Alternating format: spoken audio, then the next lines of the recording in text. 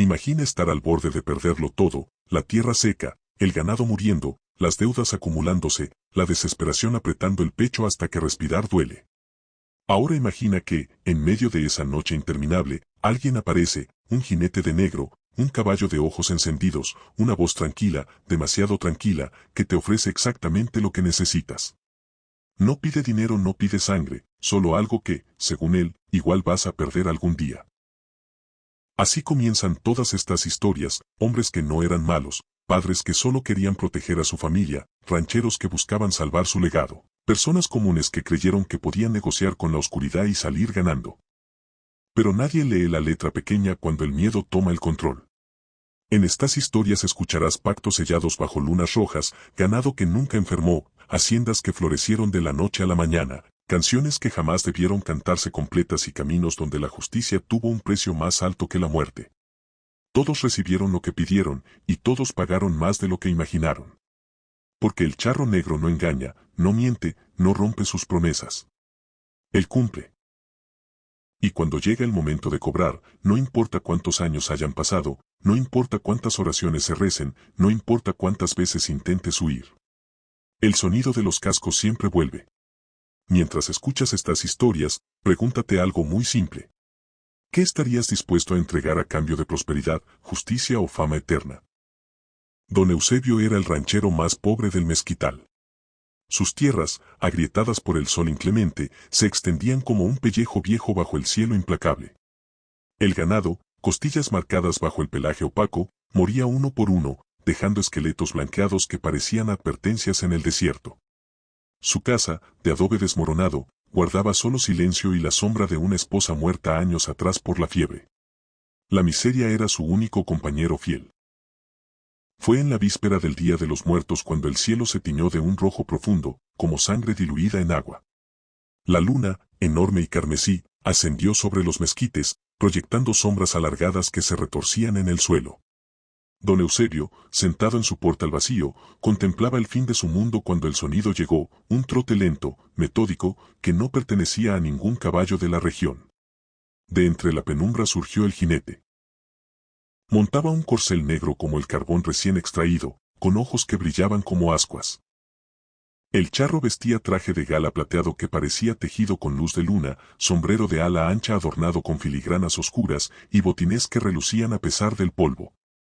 Su rostro, sin embargo, permanecía en sombras, solo una sonrisa blanca y demasiado perfecta se distinguía bajo el ala del sombrero.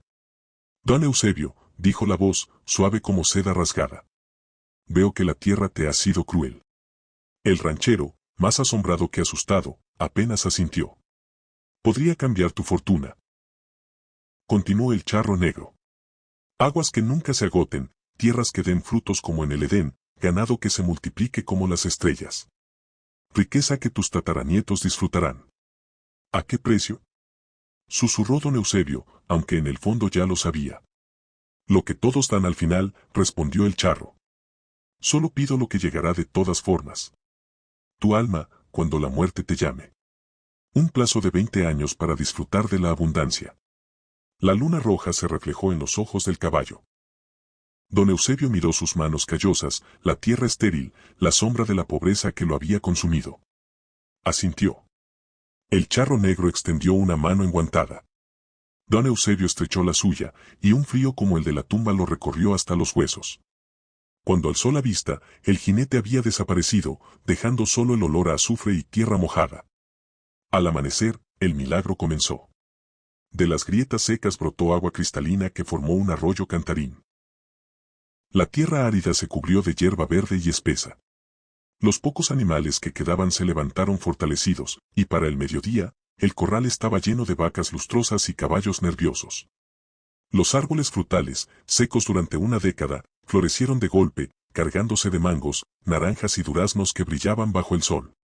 Los años pasaron en una bendición continua.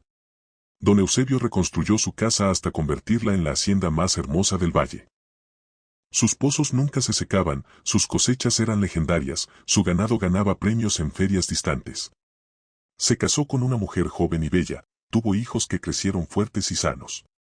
Los vecinos murmuraban sobre el origen de su fortuna, pero las monedas de don Eusebio callaban muchas preguntas. Sin embargo, con la abundancia llegaron las pesadillas. En sueños, don Eusebio volvía a ver al charro negro, pero ahora sin el sombrero elegante. Su rostro era un vacío sin rasgos, una oscuridad que absorbía la luz.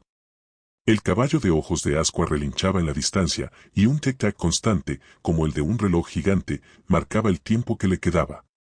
«Quedan 10 años», susurraba la voz en sus sueños. «Quedan 5. Queda 1». Don Eusebio envejeció prematuramente. Su cabello, cano a los 40, cayó en mechones. Sus ojos, antes llenos de vida, se hundieron en cuencas oscuras. Comenzó a construir una capilla en su rancho, pasando días enteros rezando ante un crucifijo de oro. Pero las palabras se le atascaban en la garganta, y el frío de aquel apretón de manos nunca lo abandonó. La víspera del 20º aniversario del pacto, una luna roja idéntica a aquella noche ascendió sobre el mezquital. Don Eusebio, ahora de 60 años pero con apariencia de 90, reunió a su familia en la sala principal. «Pase lo que pase esta noche», dijo con voz quebrada, «no salgan de sus habitaciones. No miren por las ventanas. Recen». Sus hijos y su esposa, asustados por la solemnidad de sus palabras, obedecieron. Don Eusebio se vistió con su mejor traje, se sentó en su sillón de cuero y esperó. La medianoche llegó con un silencio absoluto. Los grillos cesaron su canto. El viento murió. Hasta el arroyo milagroso dejó de fluir. Entonces se oyó el trote. Lento, metódico, cada casco contra la tierra resonaba como un latido de tambor fúnebre. Don Eusebio cerró los ojos, sus labios moviéndose en una oración silenciosa. La puerta principal se abrió sin que nadie la tocara. Allí estaba el charro negro, pero ya no elegante. Su traje plateado se había convertido en harapos oscuros que flotaban como humo. El sombrero ocultaba completamente su rostro, pero de debajo del ala brotaba una oscuridad palpable. El caballo resopló, y de sus hollares salió un vapor que olía a tumba abierta. «Ha llegado la hora, Eusebio», dijo la voz, ahora múltiple, como 100 susurros en uno. «Mi familia», intentó suplicar el ranchero. El pacto era claro. Unas cadenas aparecieron de la nada, frías y pesadas, cerrando esposas alrededor de las muñecas de don Eusebio. Él no resistió cuando el charro negro lo levantó como a un fardo y lo colocó frente a sí en el caballo. Desde sus habitaciones, la familia escuchó el último grito de don Eusebio, un sonido tan lleno de terror que les heló la sangre. Rompiendo la promesa, el hijo mayor corrió a la ventana. Vio al charro negro cabalgando hacia el horizonte, llevando a su padre encadenado. Don Eusebio forcejeaba débilmente, su boca abierta en un grito silencioso. Y entonces, justo cuando el jinete y su cautivo desaparecían en la oscuridad, las construcciones comenzaron a arder. No fue un fuego normal. Las llamas eran verdes y azules, frías al tacto pero devoradoras. La casa, los graneros, los corrales, todo ardía sin que el fuego tocara los árboles cercanos. Los animales, enloquecidos, corrían en círculos antes de desplomarse convertidos en polvo. Al amanecer, los vecinos encontraron a la familia de don Eusebio de pie entre las cenizas, ilesos pero con la mirada vacía. El rancho que había florecido milagrosamente era ahora tierra carbonizada, más estéril que nunca. Del arroyo solo quedaba un lecho seco y agrietado. En los años siguientes, los lugareños juraron ver al charro negro cabalgando en las noches de luna roja, siempre seguido por el fantasma de don Eusebio, arrastrando sus cadenas eternamente. Y se dice que cuando el viento sopla desde el mezquital, aún se puede oír el eco del pacto. Riqueza para 20 años, alma para la eternidad. La hacienda El Refugio se extendía como un manto verde bajo el sol jalisciense. Allí vivía Julián, un ranchero de manos callosas y mirada franca, heredero de una tierra que había pertenecido a su familia por 3 generaciones. Pero en el año de la gran sequía, cuando los pozos se secaron y el pasto se volvió polvo amarillo, el ganado de Julián comenzó a morir. Una enfermedad misteriosa, que los veterinarios llamaron el mal del aire, arrasó con 40 reses en un mes. La noche del pacto, Julián estaba sentado en el corredor de la casa principal, una botella de tequila casi vacía junto a él. Las sombras se alargaban, tragándose los contornos de los establos vacíos. El banco había rechazado otro préstamo. Su esposa, Elena, dormía dentro, ajena a la profundidad de su desesperación. Sus dos hijos, Mateo de 8 años y Lucía de 6, soñaban en sus cuartos. No puedo perderlo todo, murmuró Julián, con la voz ronca por el alcohol y la angustia. No puedo. Fue entonces cuando lo escuchó, el sonido claro de casco sobre la tierra seca. No era el trote pesado de un caballo de trabajo, sino un ritmo preciso, casi musical. Julián alzó la vista. En el límite donde la luz de la luna encontraba la oscuridad del camino, un jinete se detuvo. Montaba un caballo negro azabache, tan oscuro que parecía un hueco en la realidad. El jinete vestía un traje charro impecable, también negro, con botonadura de plata que brillaba con luz propia. Su sombrero de ala ancha ocultaba su rostro, pero Julián sintió el peso de una mirada fija, antigua. Buenas noches, don Julián, dijo el jinete. Su voz no era un sonido, sino un eco que resonaba dentro del cráneo del ranchero, fría y metálica como el filo de un cuchillo. ¿Quién es usted?, preguntó Julián, tratando de parecer sobrio. Pueden llamarme el charro. He visto su desgracia. Vengo a ofrecerle un trato. Julián, con el juicio nublado por el tequila y la desesperación, escuchó. El charro negro prometió salud eterna para su ganado. No volvería a enfermarse una sola res. La tierra daría pasto en abundancia, y los pozos nunca se secarían. La prosperidad regresaría al refugio multiplicada. ¿Y el precio?, preguntó Julián, con un hilo de voz. Un precio pequeño, respondió el charro, y por primera vez, Julián creyó ver una sonrisa blanca y afilada bajo el ala del sombrero. Cada animal que salve llevará mi marca. Una bendición, podríamos decir. Sin pensar en las historias que su abuela le contaba de niño, sin recordar las advertencias sobre entidades que rondan los caminos solitarios, Julián asintió. Trato hecho. El charro extendió una mano enguantada. Julián la estrechó. Un frío penetrante le subió por el brazo, directo al corazón, y por un instante, vio algo en los ojos ocultos del jinete, un abismo sin fondo, lleno de susurros de agonías pasadas. Luego, el charro giró su caballo y se fundió con la noche, sin dejar huellas en el polvo. A la mañana siguiente, Julián despertó con un dolor de cabeza punzante y un recuerdo nebuloso. Pensó que había sido un sueño borracho. Hasta que salió al establo. Las 15 reses que quedaban, demacradas y con los ojos vidriosos el día anterior, pacían con vigor.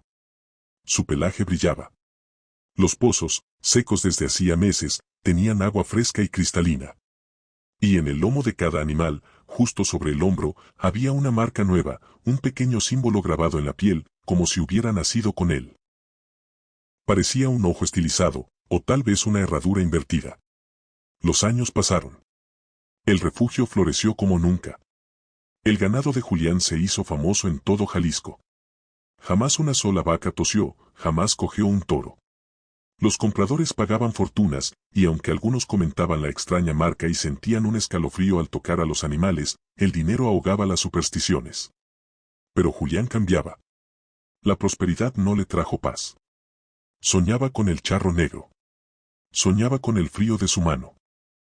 Empezó a evitar los establos al anochecer, pues juraba que las reses, en la penumbra, lo observaban con una inteligencia que no era animal. Sus ojos, en la oscuridad, reflejaban una luz rojiza y maligna. La gota que colmó el vaso fue Mateo. El niño, ahora de 12 años, amaba los caballos. Un día, el potro favorito de Julián, un magnífico alazán, se encabritó sin razón y lanzó a Mateo contra la cerca. El muchacho se rompió el brazo. Cuando Julián corrió hacia el animal, lo vio quieto, con la cabeza baja, pero en sus ojos oscuros creyó ver, por un instante, el mismo símbolo que llevaba su ganado. El terror, puro y cristalino, lo inundó. Comprendió, demasiado tarde, la naturaleza de la marca. No era una bendición. Era un sello de propiedad. El charro no había salvado su ganado, se lo había reclamado. Y algo más, la maldición se filtraba en la tierra, en el aire, en la esencia misma de la hacienda. Esa misma noche, Julián fue al cruce de caminos donde había conocido al charro. Llevaba un machete y un corazón cargado de arrepentimiento. «Sal», gritó hacia la oscuridad. «Rompo el trato. Llévate tu maldición.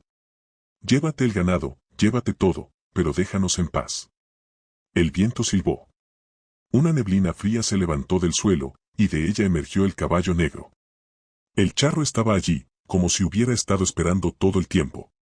Los pactos no se rompen, Julián, dijo su voz de eco metálico.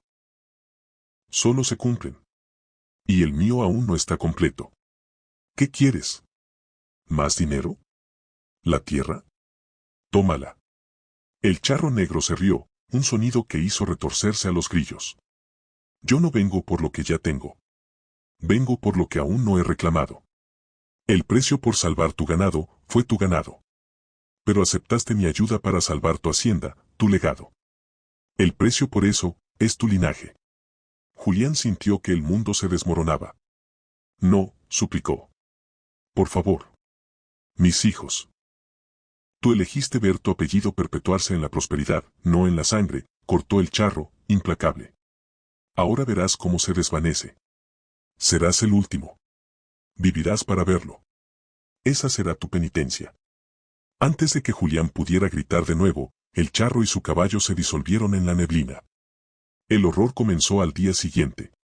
Lucía, la niña alegre de risa contagiosa, amaneció con fiebre. No era una fiebre normal. Estaba helada al tacto, pero su piel quemaba. Deliraba, hablando de un hombre del caballo oscuro que la invitaba a pasear. Los médicos no encontraron causa.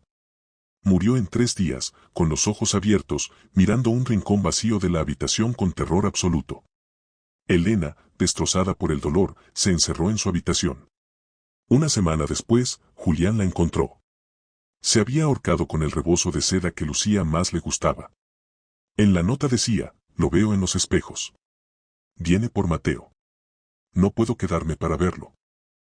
Julián, convertido en un espectro de sí mismo, se aferró a Mateo. Lo vigilaba día y noche. Lo sacó de la hacienda, lo llevó a Guadalajara, a casa de unos parientes. Pero la maldición no conoce distancias. Una tarde, Mateo salió a comprar dulces. Julián lo esperó en la puerta. La calle estaba tranquila. De repente, un relincho agudo resonó en el aire quieto. Un caballo desbocado, un corcel negro que nadie reconoció, irrumpió en la calle y arrolló a Mateo contra una pared. El jinete, dicen los testigos aterrados, vestía de negro y no hizo intento por detener al animal. Desapareció tras la esquina. Julián corrió hacia su hijo. Mateo aún respiraba, con la mirada vidriosa. Papá, el charro, dice que, te saluda, susurró, y exhaló por última vez. La hacienda El Refugio sigue en pie, pero es un lugar de silencio. El ganado, inmune a toda enfermedad, pasta en los campos eternamente verdes. Nadie lo compra ya. Los vaqueros hablan de que las reses, a medianoche, forman un círculo perfecto y miran hacia la casa principal, como esperando una orden. Y en el corredor, todas las noches, Julián se sienta en la misma silla. Ha envejecido décadas en meses. Su cabello es blanco, sus ojos son pozos de un dolor insondable. Mira los retratos de Elena, Mateo y Lucía, y espera. Porque el charro negro le hizo una promesa, vivirás para verlo. Y Julián sabe, con una certeza que le carcome el alma, que el charro no ha terminado. Aún le queda algo por llevarse, el último jirón de su cordura, el último recuerdo feliz, la paz en la muerte. Y hasta entonces, Julián, el ranchero que pactó con la oscuridad, permanece sentado, escuchando en el viento el lejano sonido de unos cascos, esperando la visita final que sabe que nunca podrá eludir. Quédate hasta el final de este video. Escucha cada historia con atención. Y cuando termines, dime en los comentarios.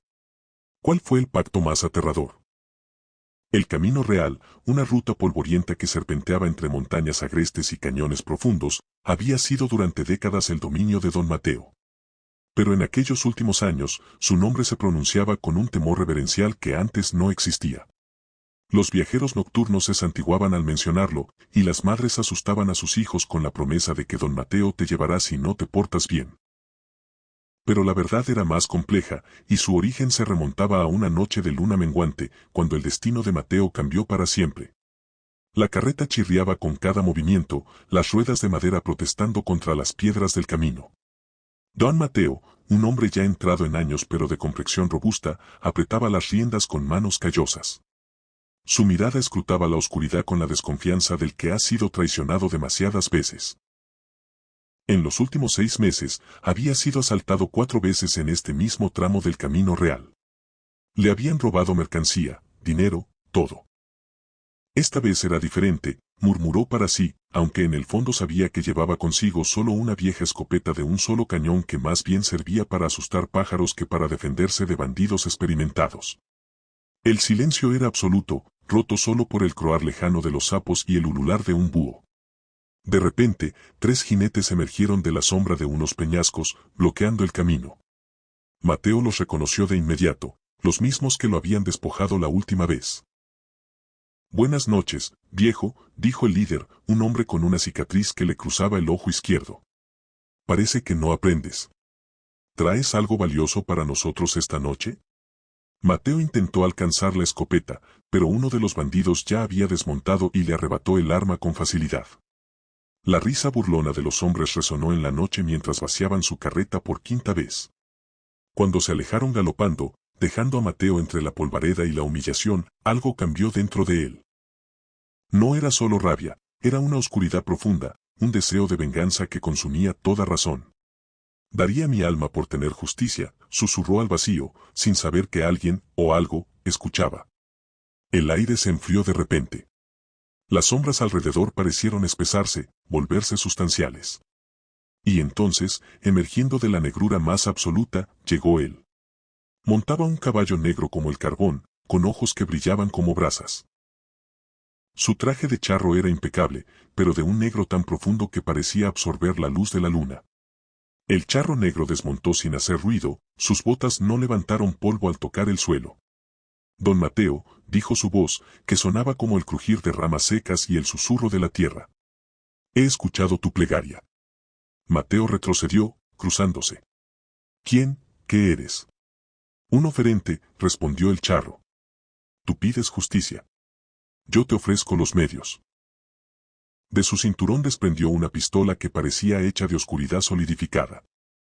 El cañón brillaba tenuemente, y el agarre estaba tallado con símbolos que Mateo no reconocía, pero que le causaron escalofríos.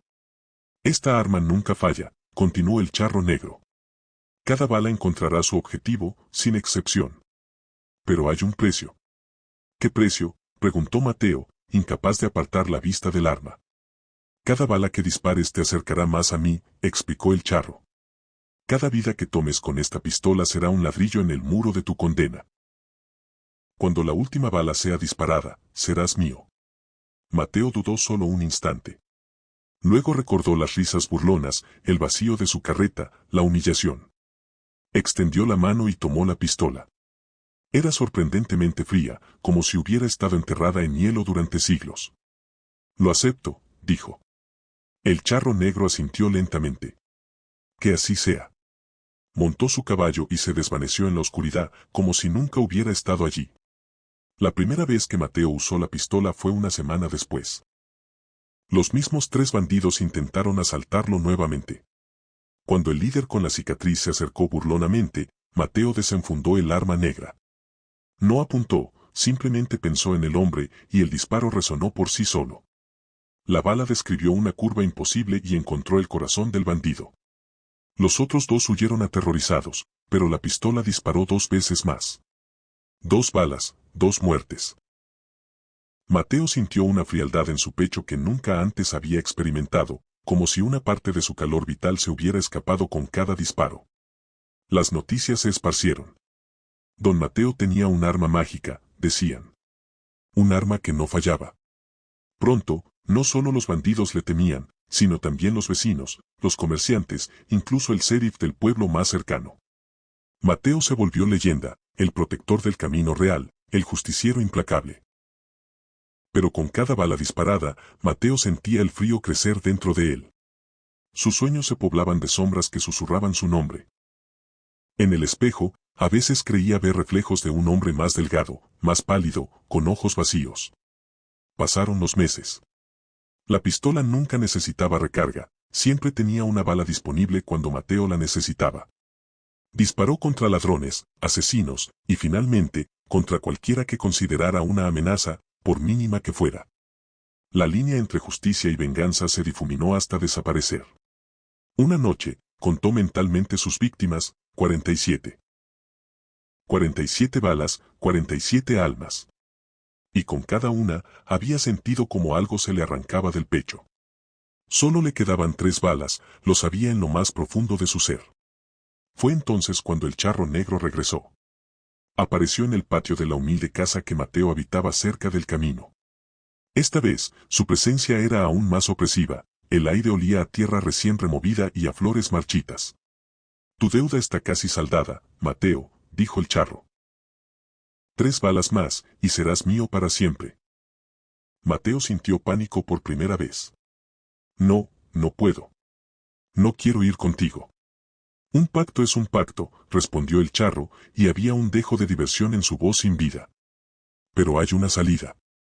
Si logras dispararme, el pacto se romperá. Tu alma será libre. La locura del momento, el terror de una condena eterna, nubló el juicio de Mateo.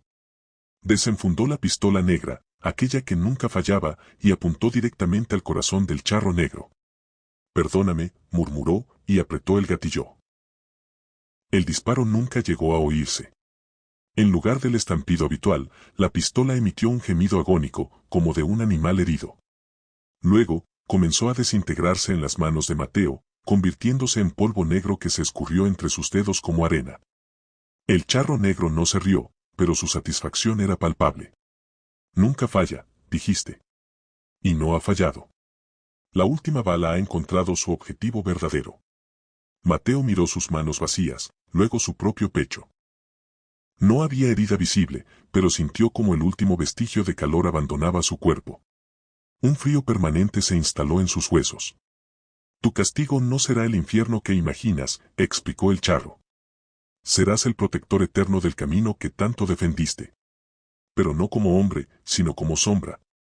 Una advertencia para quienes, como tú, piden justicia sin entender el precio. Desde aquella noche, los viajeros del camino real reportan una presencia. No es un fantasma que asusta, sino una sombra silenciosa que camina junto a los carruajes en las noches más oscuras. Algunos dicen que los protege de bandidos, otros, que los observa con ojos vacíos, midiendo sus almas. Don Mateo vaga sin descanso, atado al camino que fue su perdición. En las noches de luna llena, los más afortunados, o los más desgraciados, pueden verlo claramente. Una figura alta y delgada, con un frío que emana de su ser, protegiendo un camino que se ha convertido en su prisión eterna. Y en los pueblos cercanos, cuando alguien pide justicia a cualquier precio, los ancianos susurran la historia de don Mateo y la pistola que nunca fallaba, esperando que la lección no caiga en oídos sordos.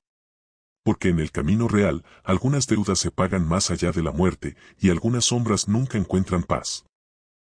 En las áridas llanuras de Guanajuato, donde el sol castiga la tierra y el viento susurra secretos antiguos, se alzaba la hacienda de la Soledad. Sus muros de adobe, otrora color de miel, habían ennegrecido con los años, como si el propio lugar absorbiera la luz. Pero su peculiaridad más notoria, aquella que los viajeros mencionaban en voz baja, era la ausencia total de símbolos religiosos. Ni un solo crucifijo colgaba en sus paredes, ninguna virgen ocupaba un nicho, y jamás se escuchaba el sonido de un rosario. El dueño, don José María de la Reguera, había sido un hombre de negocios astuto pero desesperado. Corría el año de 1878 cuando la sequía arrasó con sus cultivos, las plagas diezmaron su ganado, y los bancos comenzaron a cerrarle las puertas. La hacienda de la Soledad, heredada de 5 generaciones, estaba a punto de caer en manos de acreedores voraces. Fue en la noche del equinoccio de otoño cuando el visitante llegó. No llamó a la puerta. Simplemente se materializó en el estudio, donde don José bebía coñac para ahogar sus pesares. El hombre vestía un traje negro impecable, sombrero de ala ancha, y sus ojos eran del color del azabache pulido. No se presentó con nombre, pero don José supo instantáneamente con quién trataba. Tu prosperidad a cambio de una firma, dijo el visitante, extendiendo un pergamino que olía a azufre y tierra recién removida. Don José, entre la embriaguez y la desesperación, firmó. El documento estipulaba que, a cambio de riqueza eterna para la hacienda, ningún símbolo de fe podría entrar jamás en sus límites, ninguna oración sería pronunciada bajo sus techos, y al final de sus días, su alma pertenecería al firmante. Al día siguiente, milagrosamente, los pozos se llenaron de agua cristalina, las tierras reverdecieron de la noche a la mañana y el ganado se multiplicó. La hacienda de la Soledad floreció como nunca antes. Pero don José cambió. Donde antes había calidez, ahora habitaba una frialdad calculadora. Despidió al capellán, removió todas las cruces, incluso la pequeña que su difunta esposa llevaba al cuello, y prohibió terminantemente cualquier rezo. Los trabajadores que murmuraban un Dios te salve eran despedidos al instante. Los años pasaron. Don José envejeció, pero su riqueza no menguó. Cuando finalmente murió a los 93 años, en 1921, su familia preparó el velorio según la costumbre. Pero algo era profundamente incorrecto.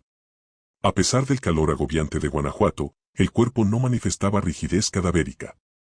Sus ojos se negaban a permanecer cerrados, y su piel, pálida como la cera, no mostraba signos de descomposición. Lo más inquietante era el leve, casi imperceptible, movimiento de su pecho, como si aún albergara un aliento fantasma. Aterrados, la familia lo sepultó apresuradamente en la cripta familiar dentro de los límites de la hacienda. Pero al día siguiente, el ataúd estaba abierto y don José yacía en su cama, en la habitación principal, con los ojos abiertos y fijos en el techo. Fue entonces cuando comenzaron las apariciones. En las noches de tormenta, cuando los relámpagos desgarran el cielo y el trueno retumba en las montañas, se escucha el galope de un caballo. No es el sonido vivo de un animal de carne y hueso, sino un eco metálico y hueco, como si los cascos golpearan directamente sobre los huesos de la tierra. Es el charro negro, una silueta espectral montada en un corcel cuyos ojos brillan con un fuego azulado. Cabalga lentamente alrededor del perímetro de la hacienda, siempre en el sentido contrario a las manecillas del reloj, trazando un círculo maldito que mantiene a don José atado a este plano. Dentro de la hacienda, en la oscuridad de la habitación principal, los ojos de don José, ahora conocidos como don Ramiro por los pocos que se atreven a nombrarlo, siguen el sonido del galope. No son los ojos de un muerto, ni tampoco de un vivo. Son pozos de una conciencia atrapada, de un alma que espera. Espera el día en que el contrato se cumpla en su totalidad, cuando el charro negro no solo cabalgue alrededor, sino que cruce el umbral para reclamar lo que le fue prometido. Los dueños posteriores de la hacienda, nadie de la sangre de don José, pues su linaje se extinguió misteriosamente, han intentado romper la maldición. Un ingeniero de Ciudad de México, incrédulo, colocó un crucifijo sobre la chimenea. Esa misma noche, el crucifijo se fundió, dejando solo un reguero de plata sobre la madera carbonizada, y el ingeniero desapareció, encontrándose solo sus botas, llenas de tierra fría, en el portal. Una médium de Guadalajara intentó un exorcismo.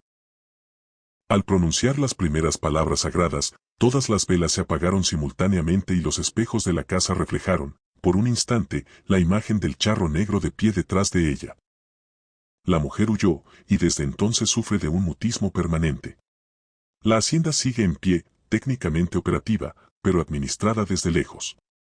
Un capataz valiente, o necesitado, vive en una casucha a medio kilómetro de distancia, y supervisa a un puñado de jornaleros que trabajan exclusivamente de día.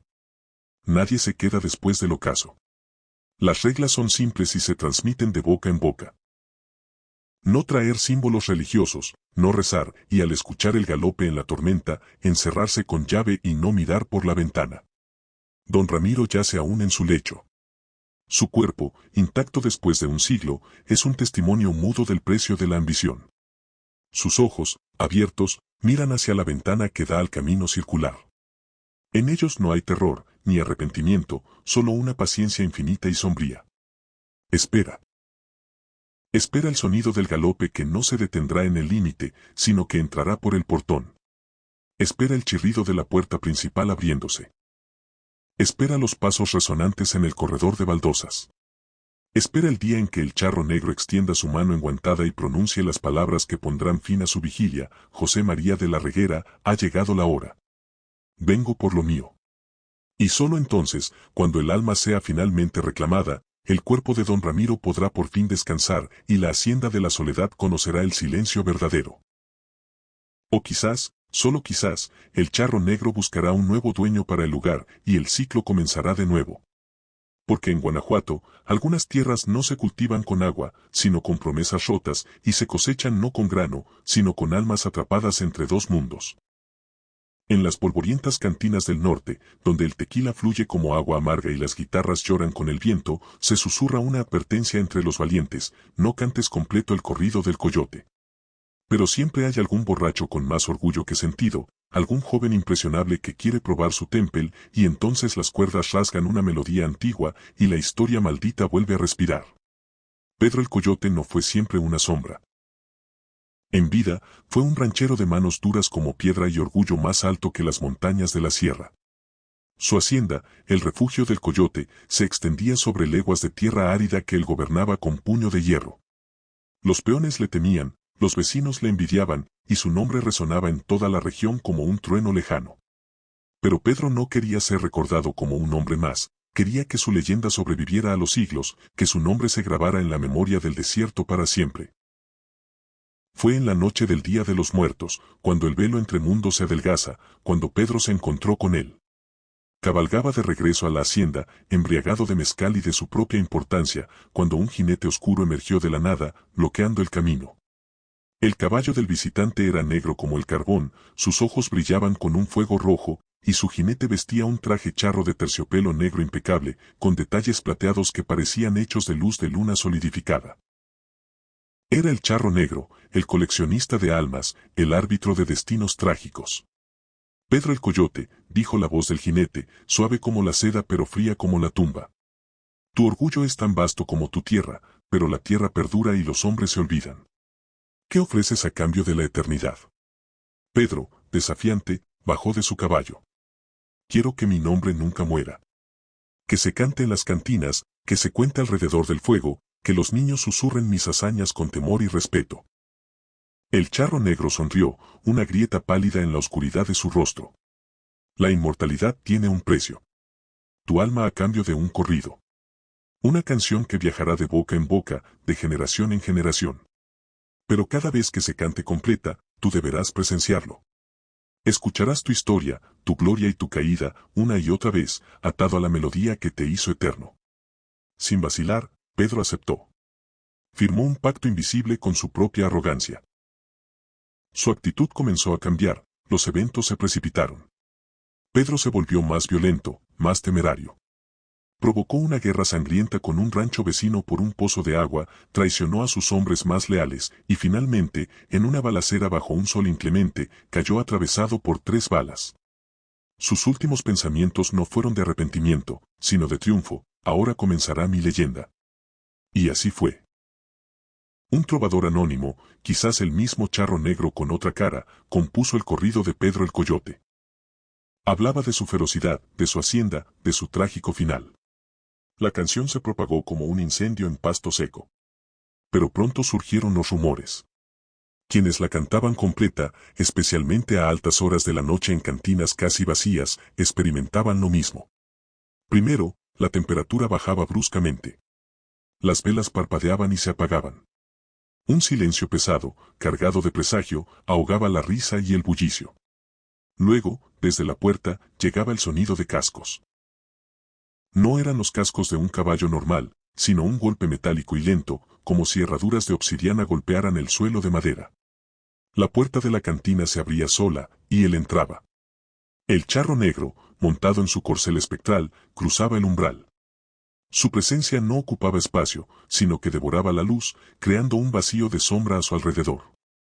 Detrás de él, arrastrándose como un perro apaleado, aparecía Pedro. Ya no era el ranchero altivo. Su rostro era una máscara de cera pálida, surcada por un sufrimiento infinito. Sus ojos, vacíos y oscuros, miraban sin ver. Vestía la misma ropa de campesino rico con la que murió, pero ahora estaba sucia y desgarrada. Se paraba detrás del charro negro, inmóvil, obligado a mirar hacia el rincón donde los músicos, paralizados por el terror, intentaban en vano dejar de tocar. La canción debía completarse. Era la cláusula del pacto. El corrido sonaba entonces con una claridad sobrenatural, cada verso grabándose en el aire como un cuchillo. Pedro escuchaba. Escuchaba la descripción de su orgullo, de sus crímenes, de su muerte estúpida.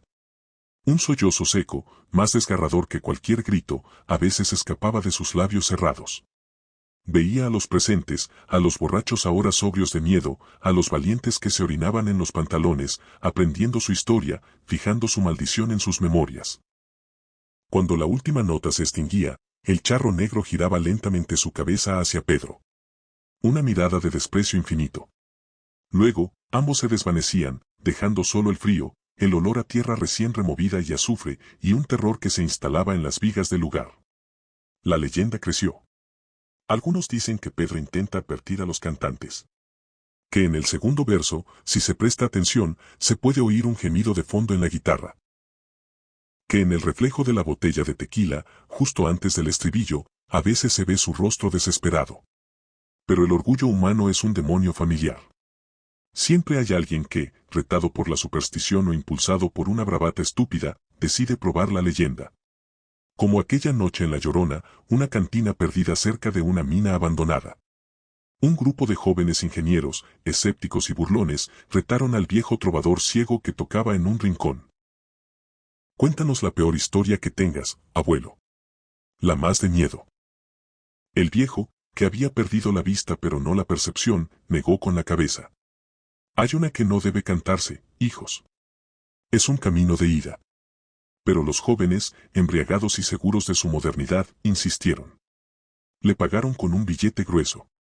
El trovador suspiró, una exhalación cargada de pesadumbre.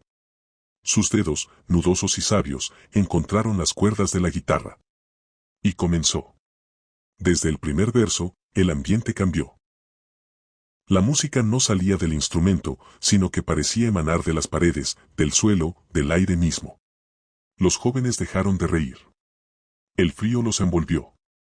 Cuando la canción llegó al clímax, la descripción de la muerte de Pedro, la puerta de la cantina se abrió con un chillido desgarrador. Allí estaban. El jinete oscuro y la figura pálida y quebrada detrás. Pedro, esta vez, no solo lloraba. Sus ojos vacíos barrieron la sala y se clavaron en el joven que había instigado el canto, un muchacho llamado Luis que había hablado más fuerte. Pedro abrió la boca, y de ella no salió sonido, pero Luis lo escuchó igual, una voz rasgada y seca en su mente, ¿ves? Tu nombre ahora también está atado al mío. Cada vez que recuerdes este terror, me darás vida. La eternidad es una cadena. El charro negro se fue, y Pedro con él. Luis nunca volvió a ser el mismo. Ahora frecuenta las mismas cantinas, pero no para beber. Se sienta en un rincón, y si ve a alguien animando a los músicos a tocar ese corrido, se acerca y, con ojos llenos de un pánico vivo, susurra la advertencia que él desoyó, no canten la historia completa. Él tiene que escuchar. Y a veces busca compañía para su prisión. Así, el corrido maldito de Pedro el Coyote sigue vivo, alimentado por la curiosidad mortal y el orgullo que lo condenó. Y en alguna cantina solitaria, en este preciso momento, es probable que unas cuerdas se tensen, una voz titubee, y la sombra del charro negro espere pacientemente, con su eterno acompañante a la saga, listos para entrar una vez más y cobrar el precio de una fama que nunca se apaga.